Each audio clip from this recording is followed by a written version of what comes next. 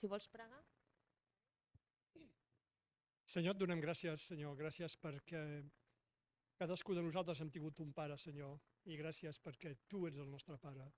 Et dius, ets Abba, el pare, Senyor. I, Senyor, et demanem que tu beneixis a cada pare que es troba en aquesta comunitat, Senyor, en aquesta església, així com els demés, Senyor. I també et demanem que tu beneixis els futurs pares, que encara no ho són, però que si la teva voluntat ho seran d'aquí un temps, Senyor. I Senyor, realment et donem gràcies perquè tu ets l'exemple de pare, tu ens has cuidat, ens cuides i ens seguiràs cuidant, Senyor, i que tots els pares puguin posar la seva mirada en tu, que tots els pares puguin mirar-te i saber que tu ets l'exemple a seguir, Senyor. Gràcies, Senyor, perquè tu ens estimes, ens has estimat, Senyor. Al teu nom, en nom del Senyor Jesús. Amén. Gràcies. Doncs no us senteu. Quedeu-vos a peu un minutet més perquè mentre posem un vídeo els nostres nens us volen repartir un detallet per cadascú de vosaltres. Si voleu posar el vídeo.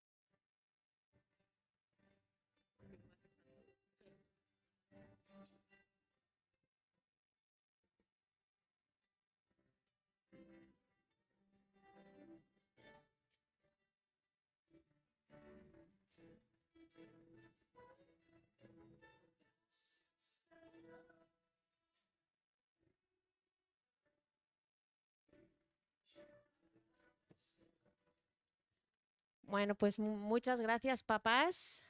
Hoy toca a los papás, no a las mamás. Muchas gracias por vuestro esfuerzo, por vuestra dedicación. ¿Tenéis todos detallito? ¿No? ¿Falta uno allí?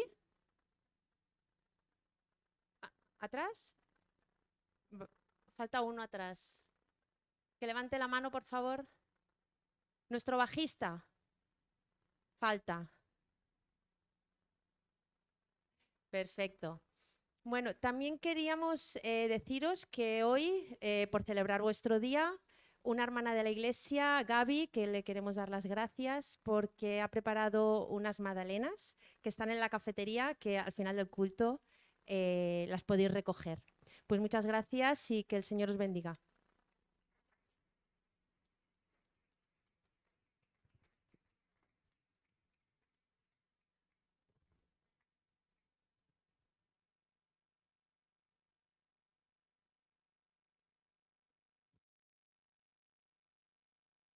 Pues bien, los niños van a subir a sus clases.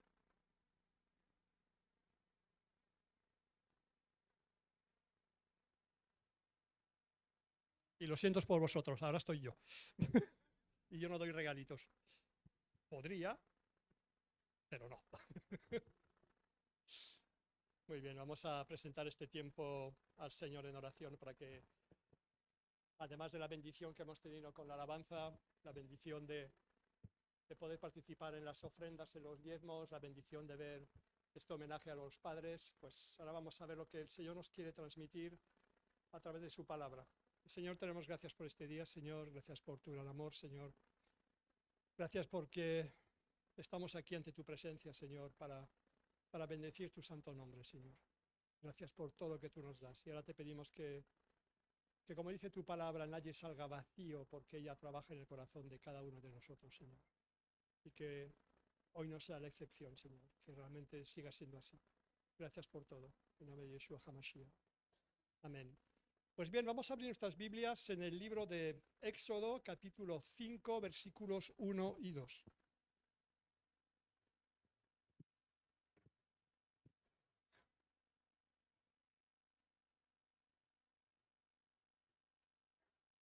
Éxodo 5, versículos 1 y 2 nos dice: Después Moisés y Aarón llegaron ante Faraón y le dijeron: Así dice el Eterno, Dios de Israel: Deja ir a mi pueblo para que me haga celebración en el desierto. Pero Faraón respondió: ¿Quién es el Eterno para que yo obedezca su voz y deje ir a Israel? No conozco al Eterno y tampoco he de soltar a Israel. Y aunque este pasaje que acabo de leer no suele ser uno de los que por regla general conocemos de memoria, y si es así me sorprenderíais un poco, no por ello deja de tener su gran importancia. Y vamos a realizar un pequeño acercamiento histórico al momento en el cual se produce el texto que acabamos de leer. El pueblo hebreo llevaba unos 430 años instalados en Egipto, a raíz de que José, cuya historia encontramos en el libro de Génesis, fuese nombrado segundo del reino, lo que se puede llamar un visir, tras interpretar, obviamente con la ayuda de Dios, el sueño que tuvo Faraón sobre la llegada de 7 años de gran abundancia en el país, los cuales iban a ser seguidos por 7 años de hambruna, muy probablemente debido a lo que es a una gran sequía.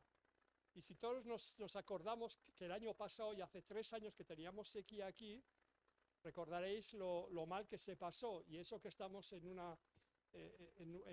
un mundo que ese tipo de sequías no afecta, o no afecta tanto. Pero imaginaos en aquella época, sequía, gran sequía, consecuencia de la misma, 7 años de hambruna.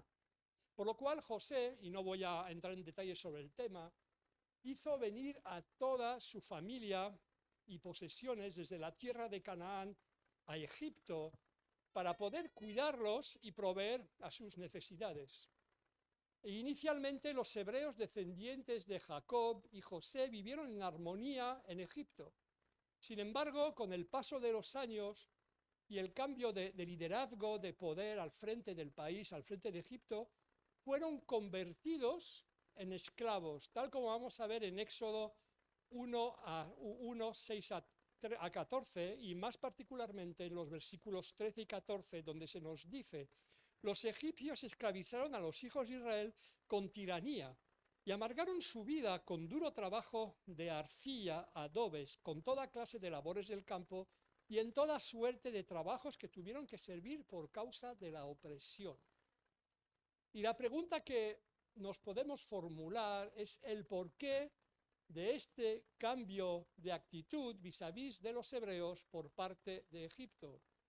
Pues bien, una de las teorías, la cual es bastante factible cronológicamente e históricamente, indica que la llegada de los hebreos a Egipto coincidió o pudo producirse durante el dominio de los Hicsos hacia el siglo XVIII a.C.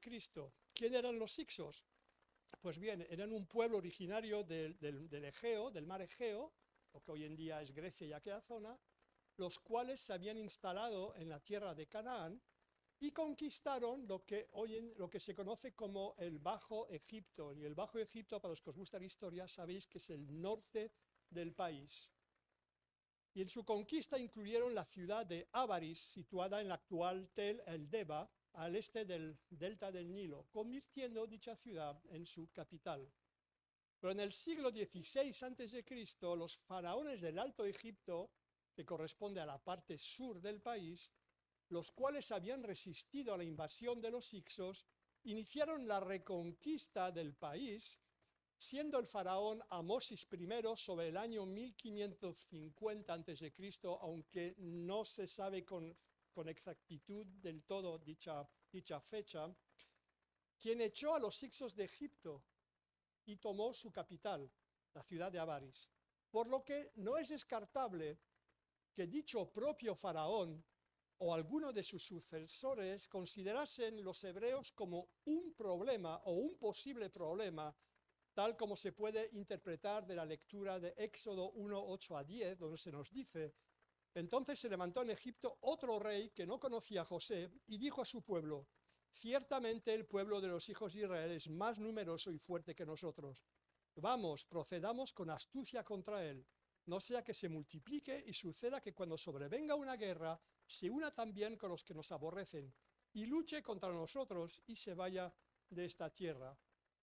Y aunque en el capítulo 1 del Éxodo parece que lo narrado está unido en el tiempo, si leemos con atención podemos ver y deducir que entre el inicio de la opresión de los hebreos y la aparición de Moisés pasó un cierto lapso de tiempo. Y esto nos lleva al episodio que encontramos en Éxodo 3, donde Dios se aparece a Moisés en el monte Horeb mientras éste estaba cuidando de los rebaños de su suegro Jetro.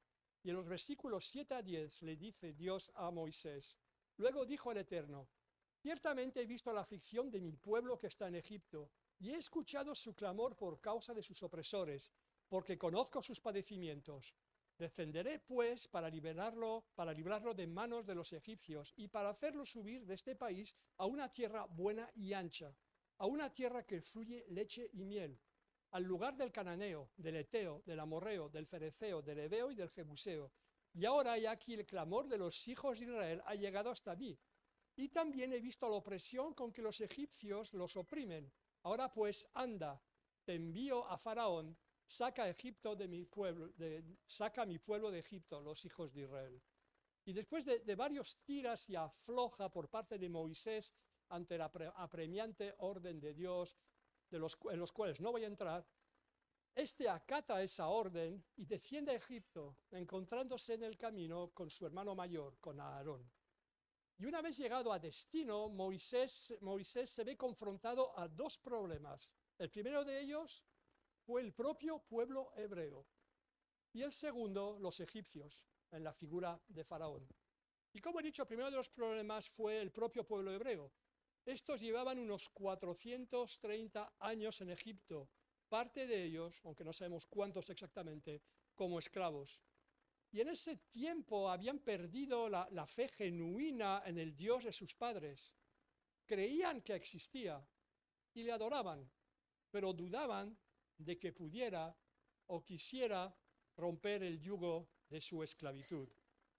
Pero Dios empodera a Moisés prometiéndole mostrar sus maravillas como confirmación de la autoridad que le había dado, Éxodo 3:20, mostrando a los israelitas que el Dios de sus padres estaba vivo y era digno de adoración, por lo que ordena Moisés, Éxodo versículos 6 y 8, por tanto, di a los hijos de Israel: yo soy el Eterno, y os sacaré de debajo de las cargas de los egipcios, y os libraré de su esclavitud, y os redimiré con brazo extendido y con grandes juicios.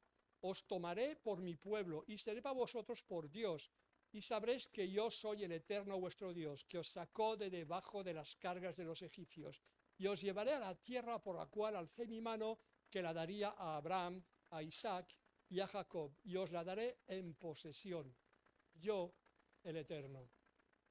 Y el segundo de los problemas que se enfrentó Moisés fue el propio pueblo egipcio, en la persona de su máximo representante, Faraón, así como de sus consejeros, el cual tomó y optó por decisiones que llevaron a la destrucción total del país, tal como vamos a ver a continuación. De hecho, Dios mismo en Éxodo 3:19 comunicó a Moisés que Faraón no atendería a su demanda de dejar salir al pueblo hebreo de Egipto, afirmando: sin embargo, yo sé que el rey de Egipto no os dejará partir, sino forzado por mano poderosa.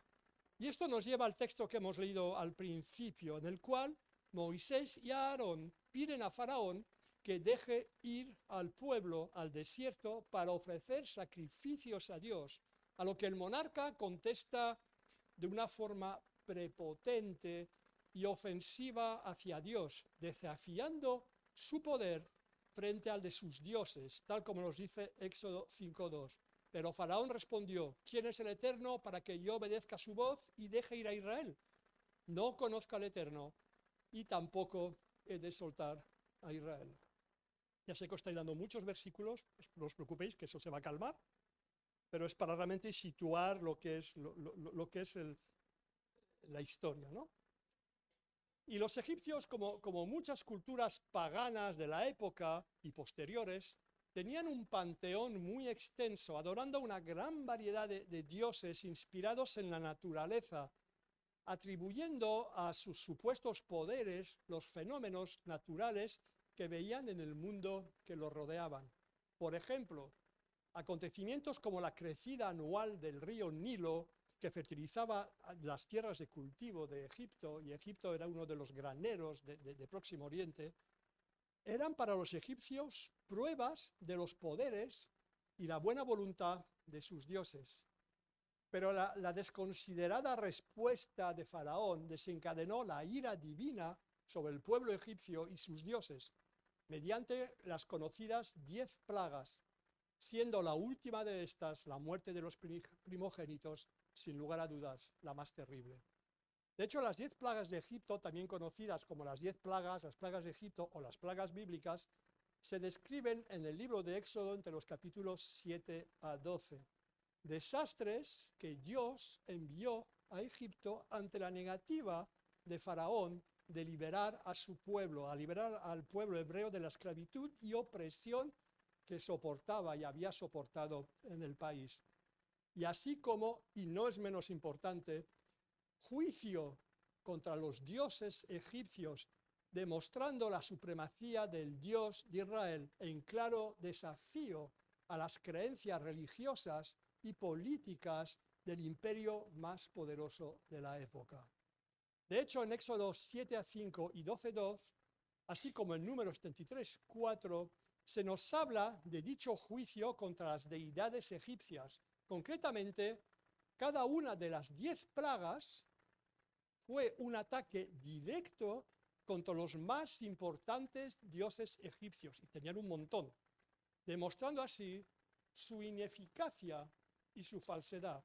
De hecho, los dioses afectados fueron, entre otros, Apis, que era el dios del Nilo, Isis, que era la diosa del Nilo, Khnum, que era el guardián del Nilo, Heket, que era la diosa de la fertilidad. Y no os perdáis, ¿sabéis cómo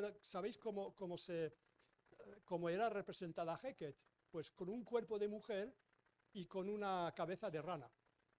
Después también estaba Set, dios del desierto, Hathor, representado como una vaca sagrada, Apis, que ya hemos dicho al principio, representado como el toro divino, y otros muchos, así como el propio Ra, que era el dios del sol y del origen de la vida en la mitología egipcia. Y las 10 plagas o juicios que Egipto padeció son por orden, y os lo tenía que preguntar a vosotros que me las dijeseis, pero no os preocupéis, no voy a hacer este ejercicio. Las 10 plagas que vemos son por orden: el agua convertida en sangre, las ranas, los piojos, aunque algunos hablan también de mosquitos, las moscas, aunque también podrían ser tábanos, la muerte del ganado de Egipto, el sarpullido con úlcera, el granizo y fuego, la langosta, las tinieblas y la última de ellas, la muerte de los primogénitos. Y el tema de las plagas y su origen ha sido también objeto de estudio, no solo desde una perspectiva teológica, sino también histórica y científica, con teorías que han intentado e intentan explicar estos fenómenos a través de causas naturales y racionales, con la finalidad de anular la intervención divina. Los científicos han querido explicar el origen de las mismas, como por ejemplo la transformación del agua en sangre, alegando que fue consecuencia de la proliferación de un alga, lo que se conoce como marea roja, que tiñó todo el río. O también hay la versión de que por la irrupción del volcán de la isla cretense de Santorini, que se produjo más o menos en aquella época, pudo provocar todas las plagas. Y cabe la posibilidad de que el tema de las plagas de Egipto nunca os haya llamado o nos haya llamado la atención de una forma particular, pero en sí nos transmiten un mensaje del vacío espiritual existente en el ser humano como consecuencia del pecado. También nos habla de la justicia divina, nos habla de la soberanía de Dios y, muy importante, de la oportunidad de arrepentimiento dada por Dios al hombre y a la mujer. Por ello vamos a realizar un breve recorrido en el significado espiritual de cada una de las 10 plagas. La primera de ellas fue el agua convertida en sangre, Éxodo 7, versículos 17 a 25. Y esta plaga simboliza la necesidad de juicio y purificación que pesaba sobre el pueblo egipcio, así como otros, como consecuencia de su idolatría. De hecho, esta plaga o juicio fue un golpe directo a la religión y creencias egipcias, los cuales veneraban al río, el río en sí mismo también como un dios. Por ello, en el versículo 17, el Eterno afirma su poder declarando: en esto conocerás que yo soy el Eterno. He aquí golpearé con la vara que tengo en la mano sobre las aguas que salen del Nilo y se convertirán en sangre. De hecho, el río Nilo constituía la base del bienestar económico nacional egipcio, ya que las cosechas dependían de las inundaciones anuales. Y como consecuencia de dicha plaga, millones de peces murieron, quedando el agua totalmente inservible para cualquier uso. Y no solo el agua del Nilo, sino que también se vieron afectadas estanques, depósitos de agua e incluso vasijas de madera o de piedra que contenían el líquido, tal como se ve en Éxodo 7, versículos 19 a 20, lo que en este caso desmiente la teoría científica de la posible marea roja provocada por un alga. Y mediante este acontecimiento sobrenatural, Dios mostró su control absoluto sobre la creación y sobre cualquier creencia religiosa que no le reconociese a Él como el Dios supremo, creador de cielos y tierra y de todo lo que existe. Y esta primera plaga o juicio nos acerca a la necesidad de purificación que necesita el hombre como consecuencia del pecado. Espiritualmente, el agua que moraba en nosotros, esa fuente de vida, se convirtió en sangre, en corrupción, como consecuencia del pecado. Y nosotros, por esfuerzo propio, no podemos, y nos es imposible, revertir la situación. Por lo cual necesitamos una intervención divina para que nuestras vidas puedan ser purificadas. ¿Y sabéis por lo que pasa eso? Pasa por la sangre vertida por nosotros en la cruz por Jesús, el cual tomó nuestro lugar para limpiarnos de pecado ante los ojos de Dios. De hecho, Jesús mismo dijo en Juan 4:14, pero el que beba del agua que yo le daré, no tendrá sed jamás, sino que el agua que yo le daré se hará en él una fuente de agua viva que brota para vida eterna. Jesús es esa fuente de agua viva que brota para vida eterna en nosotros, y lo aceptamos. La segunda de las plagas fue la invasión de las ranas, Éxodo 8, 1 a 15.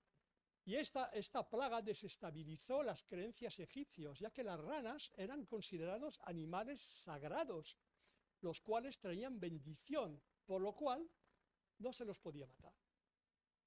Pero debido a la invasión de dichos batracios en todos los rincones, muchos tuvieron que ser eliminados de una forma violenta, siendo apilados sus restos en montones por toda la tierra. Éxodo 8, 13, 14. Es más, esta plaga transformó un símbolo de bendición para los egipcios en una maldición, debido a que estos animales, los cuales huyeron de su hábitat natural como consecuencia de la contaminación del río Nilo, de su fuente de alimentación, ¿sabéis lo que hicieron? Invadieron los campos en busca de comida, arrasando con los cultivos. A veces pensamos que las ranas solo se dedican a comer mosquitos y cosas por el estilo, que es cierto. Pero una plaga de ranas arrasa campos. Se come todo lo que encuentra por el medio. Y esta plaga es una representación de la invasión en nuestras vidas de elementos perturbadores, de elementos desestabilizadores, los cuales provocan desorden interior en nosotros si nuestra relación con Dios está descuidada y no estamos en armonía con Él. Lo que nos insta a tener siempre puesta nuestra mirada en Él, en Jesús, tal y como nos dice Hebreos 12, 2. Puesto los ojos en Jesús, el autor y consumador de la fe, el cual, por el gozo puesto delante de él, soportó la cruz y, despreciando el oprobio, se ha sentado a la diestra del trono de Dios. Y también debe hacernos recordar nuestra dependencia total de Dios, llevándonos a reconocer que no somos nada ni nadie, y que dependemos de Él en cada momento de nuestras vidas, ya que estamos vivos por pura gracia, por puro amor divino hacia nosotros, por lo que debemos adoptar una actitud de humildad y de agradecimiento ante Dios por todo lo que ha hecho, hace y hará en nuestras vidas. Y la tercera de las plagas es la de piojos. Algunos hablan también de mosquitos, en base al original hebreo, ¿no? Esto lo vemos en Éxodo 8, 16 a 19. Y dicha plaga, la cual afectó tanto a seres humanos como a animales, representa la humildad y necesidad de reconocer nuestra fragilidad ante el poder divino. Y esta plaga tuvo como consecuencia que los sacerdotes egipcios, los cuales debían mantenerse ritualmente puros para poder servir en sus templos, estuviesen infestados de piojos, lo que les llevó a humillarse y reconocer la soberanía y poder de Dios al afirmar en el versículo 19, esto es el dedo de Dios. Cabe destacar como dato curioso que los magos egipcios, lograron por sus artes mágicas reproducir el agua transformada en sangre, así como reproducir la plaga de las ranas, aunque no pudieron revertir ninguna de estas dos plagas. Y este hecho, además de la plaga de piojos, los llevó a reconocer la soberanía total de Dios y su limitación como humanos. Por muy sabios que pudiesen considerarse, no pudieron enfrentarse a Dios, porque era imposible. Lo que nos lleva a lo que leemos en Lucas, capítulo 14, versículos 11, porque todo el que se enaltece será humillado, y el que se humilla será enaltecido. Y la cuarta plaga nos habla de las moscas, que también se traduce como los tábanos, que es bastante peor que una mosca. Ya una mosca es molesta, pero un tábano ya ni os lo explico. Eso lo encontramos en Éxodo 8, versículos 21, y me he saltado del 20 a 21. Y dicha plaga perturbó la paz en Egipto por la molestia que representaba, simbolizando perfectamente las consecuencias que acarrea el hecho de que podamos dejar puertas abiertas al enemigo de nuestras vidas, al diablo, ya que y no lo dudéis, se encargará de amargarnos la vida y de hacer de nosotros creyentes inofensivos y creyentes inactivos. No olvidemos que en 1 de Pedro 5:8 se nos advierte que vuestro adversario, el diablo, anda como león rugiente buscando a quien devorar. Y Juan 10, la primera parte del versículo 10, nos dice en referencia al diablo, al enemigo de nuestras almas, el ladrón no vino sino para hurtar y matar y destruir, en contraposición a lo que nos dice la segunda parte del versículo, donde hablando de Jesús dice: yo he venido para que tengan vida y la tengan en abundancia. Cabe destacar que la plaga de las moscas no afectó al pueblo hebreo, mostrando así la protección divina que reposa sobre nosotros si depositamos nuestra confianza plena en el Eterno, pese a que ciertas circunstancias de nuestras vidas puedan ser o sean adversas. Y la quinta plaga es la muerte del ganado, Éxodo 9, versículos 1 a 7. Esta quinta plaga fue lo que se conoce hoy en día como la peste del ganado, originando un fuerte golpe a la seguridad económica del reino de Egipto. Dicha peste del ganado que encontramos en el relato bíblico afectó tanto a caballos, asnos, camellos, vacas y ovejas, animales vitales para el transporte y la alimentación, y al igual que la anterior, no afectó a los hebreos. Y esta plaga nos habla claramente de que nadie ni nada debe ni puede ocupar el lugar de Dios en nuestras vidas, y mucho menos los bienes económicos, aunque en sí no es malo tener posesiones o aspirar a tenerlas, siempre y cuando éstas no afecten nuestra relación con Dios y ocupen el lugar principal de nuestras vidas, convirtiéndose en un ídolo, convirtiéndose en un falso Dios. Y el ser humano a través de los siglos ha cometido el error de desplazar a Dios de su trono y reemplazarlo por cualquier otra cosa. Y Dios mismo nos advierte en Éxodo 34:14, porque no te postrarás ante ningún otro Dios. Y aquí no se refiere únicamente a ídolos de piedra, como hacían los antiguos, sino a cualquier cosa que robe su primer lugar en nuestras vidas. Porque yo, el Eterno, cuyo nombre celoso, Dios celoso es. ¡Wow! Dios nos advierte: yo soy el primero, yo soy el único. Que tengáis posesiones no es malo, que aspiréis a tener posesiones no es malo, pero cuidado, que yo soy el primero. Y eso no tiene que pasar por encima. De hecho, vamos a la sexta plaga, la de las llagas y las úlceras. Éxodo 9, versículo 8 a 12. Y ya estamos en la sexta. Por los que pensabais, 10 plagas, no acabamos ni a las 4 de la tarde. Pues no, ya estamos en la sexta. Podéis comer a vuestro debido tiempo. Sexta plaga: llagas y úlceras. Éxodo 9, versículos 8 a 12. Concretamente, esta plaga provocó llagas y úlceras en la población, hasta tal punto, tal como os dice el versículo 11, que los magos no pudieron permanecer en presencia de Moisés a causa de las úlceras, demostrando claramente que dichos líderes religiosos no tenían poder y eran impotentes frente al Dios de Israel.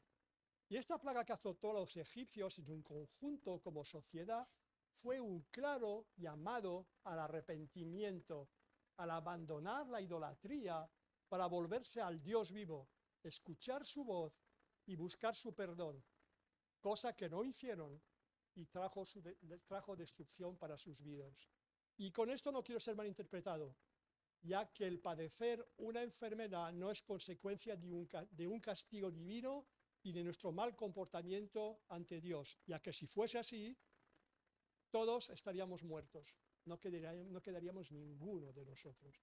Lo que nos quiere enseñar y enseña este juicio es que la falta de arrepentimiento ante Dios nos lleva a la destrucción espiritual de nuestras vidas, la cual puede acarrear, según los casos, a enfermedades físicas. Y hay suficientes ejemplos en la Biblia sobre este tema. Pero por favor, ya sé que hay algunas teologías totalmente antibíblicas que dicen que si tienes una enfermedad es porque estás en pecado. No. Si tienes una enfermedad es porque la tienes, porque Dios ha permitido que la tengas, y no significa que estás en pecado, ni mucho menos.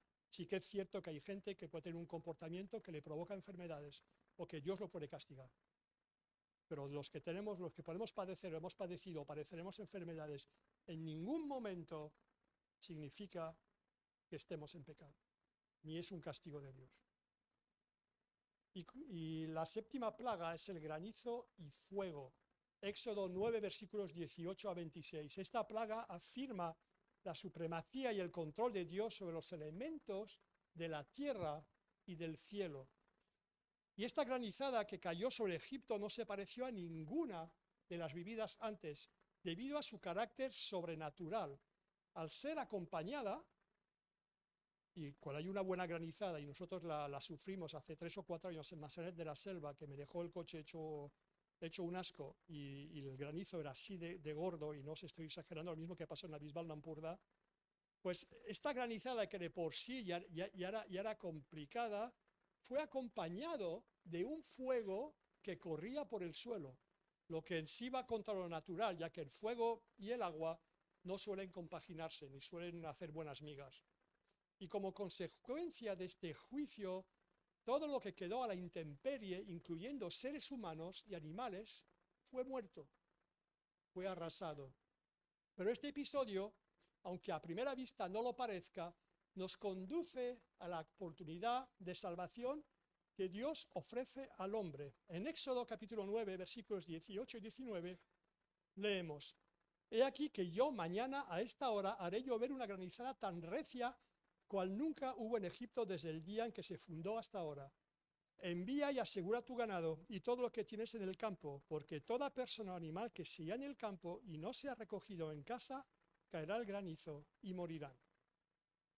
Dios no envió esta plaga sin más, sino que avisó a los egipcios que si querían salvar sus vidas y las de su ganado, debían resguardarse, ya que de lo contrario morirían irremisiblemente.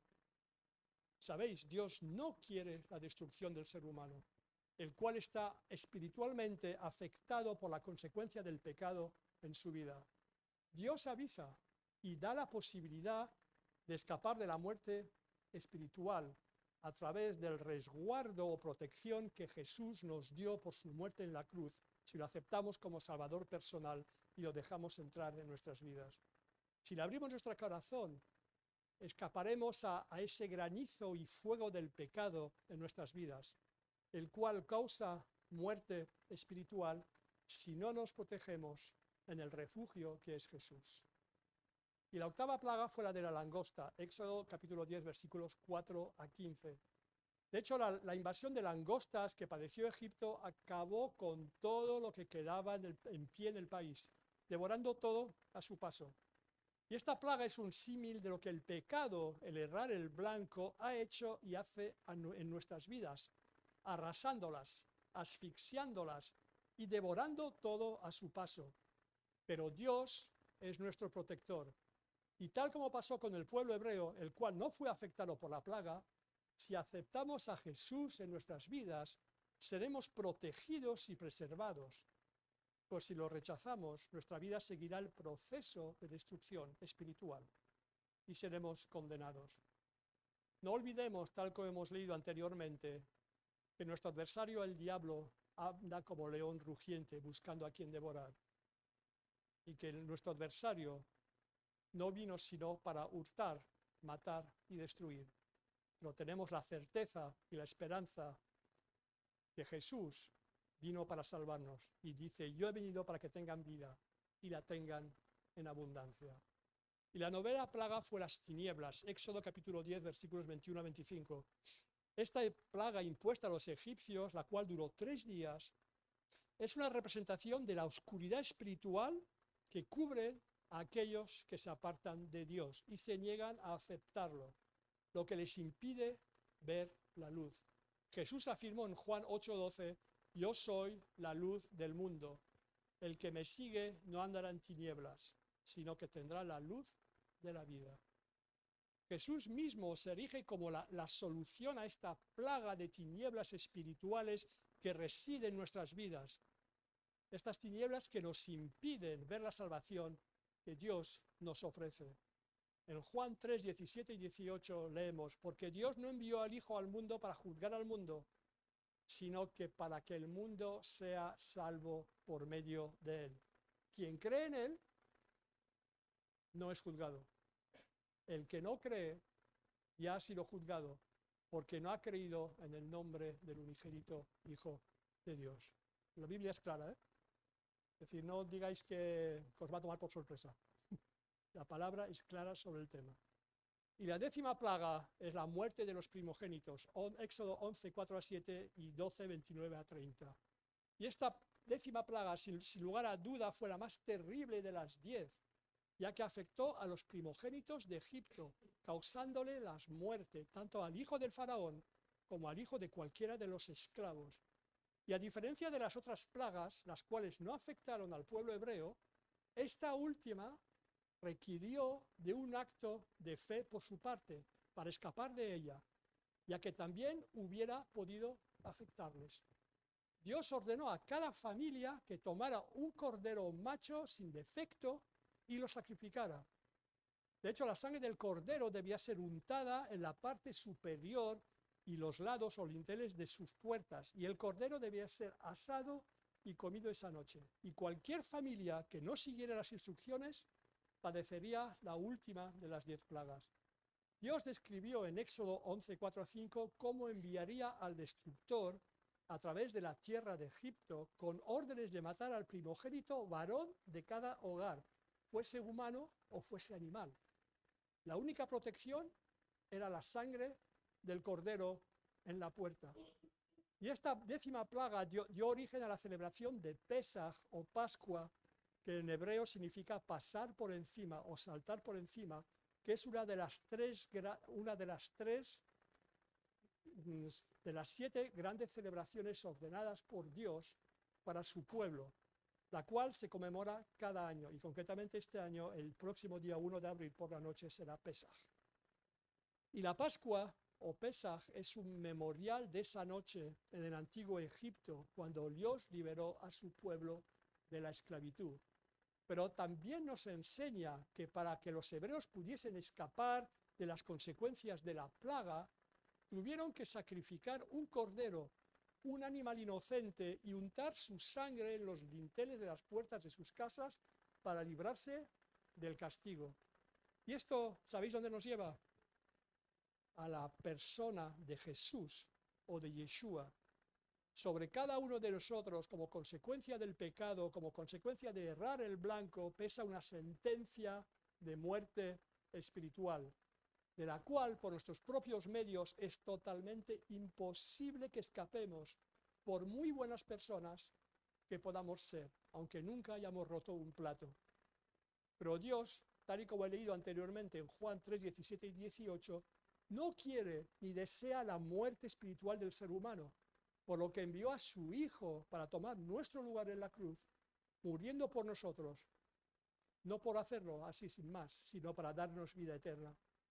Pero esa posibilidad que Dios nos regala pasa por un acto de fe por parte nuestra, lo mismo que le pasó al pueblo hebreo, que tuvo que sacrificar un cordero.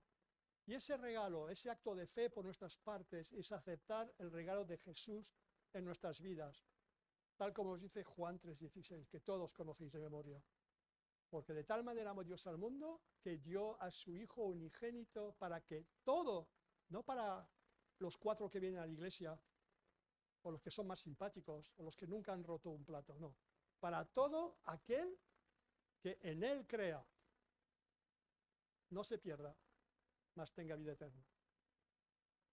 Si aceptamos a Jesús como Salvador en nuestras vidas, al igual que lo hicieron los hebreos untando con sangre los dinteles de sus puertas, la sangre de Jesús será depositada en los dinteles de nuestro corazón, lo que nos apartará y salvará del juicio eterno, de la muerte espiritual, haciéndonos hijos del Padre, llamados por Él.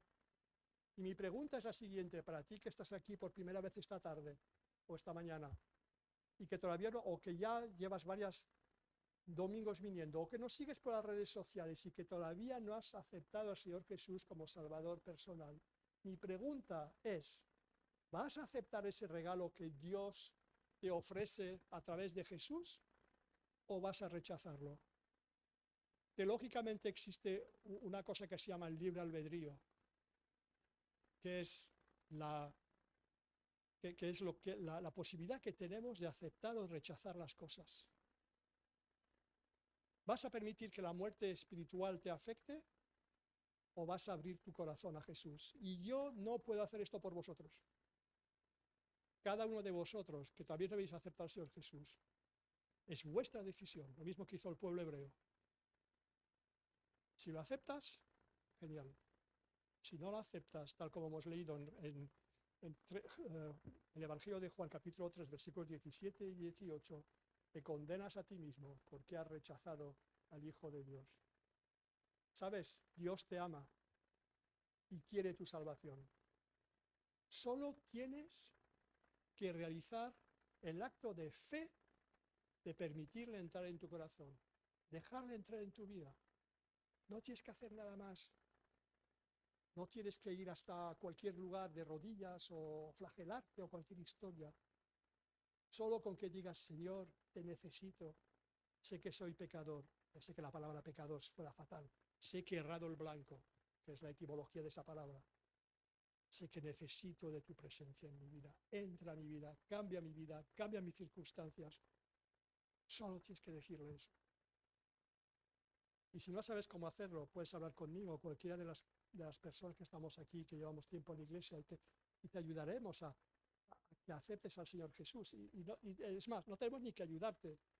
Es hablarle directamente a Él y decirle, Señor, entra en mi vida.